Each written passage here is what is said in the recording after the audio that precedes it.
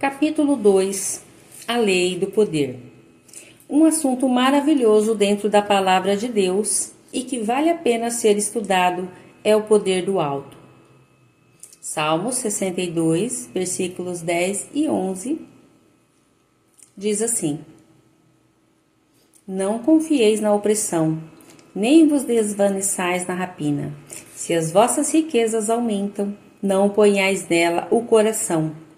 Uma coisa disse Deus, 2 vezes a ouvi, que o poder pertence a Deus. Todos nós sabemos do perigo que representam os raios quando há trovoadas. São forças elétricas descontroladas. Ficamos em pânico quando começa a trovejar. Faíscas descem e sobem, correm na vertical, na horizontal. Ficamos apavorados e com toda a razão. Cônscia desse perigo, a ciência tem se esforçado muito para controlá-lo.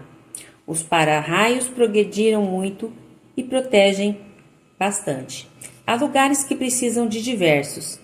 É possível que um raio atinja as proximidades de 100 metros de um para-raio sem obedecê-lo. Por serem forças descontroladas, constituem grande perigo. O poder é exatamente força, porém controlada. A palavra de Deus fala sobre o controle de poder. Quando Jesus comunicou poder aos seus discípulos, estava de maneira especial concedendo poder e estava também designando as ações. Por quê? Para que não houvesse poder a esmo, à vontade, poder libertino, poder para eles usarem como bem entendesse. Mateus capítulo 10, verso 1 diz assim: E chamando seus 12 discípulos, deu-lhes poder sobre os espíritos imundos, para os expulsarem e para curarem toda a enfermidade e todo o mal.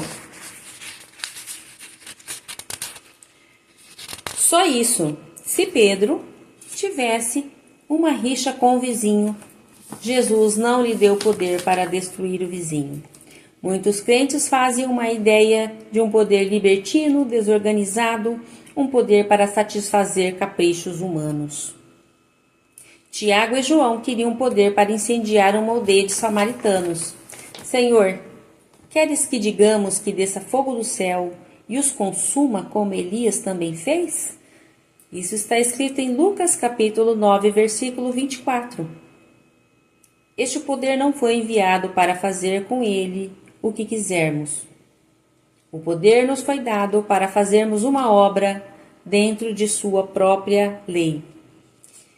2 Coríntios capítulo 13, versículo 10 diz assim: Portanto, escreva estas coisas estando ausente, para que quando presente não use de rigor, segundo o poder que o Senhor me deu, para edificação e não para destruição. Isto deve ser considerado. Temos em mãos uma bomba cujo poder é eficiente, proveitoso e bom. Contudo, não a entregamos nas mãos de uma criança que vai soltá-la no meio de seus colegas. Paulo insiste em mostrar que este poder tem o seu controle, a sua lei, porque ainda que eu me glorie mais alguma coisa do nosso poder, o qual o Senhor nos deu para a edificação e não para a vossa destruição. Não me envergonharei.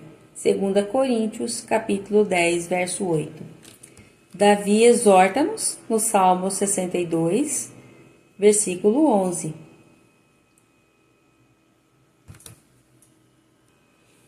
Uma coisa disse Deus, 2 vezes a ouvi, que o poder pertence a Deus.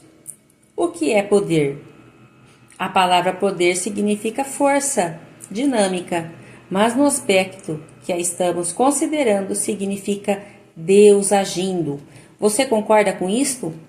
O poder é Deus agindo, não é o homem agindo em lugar de Deus. Isto não é poder, é fraqueza. Sem mim nada podeis fazer. João capítulo 15, versículo 5.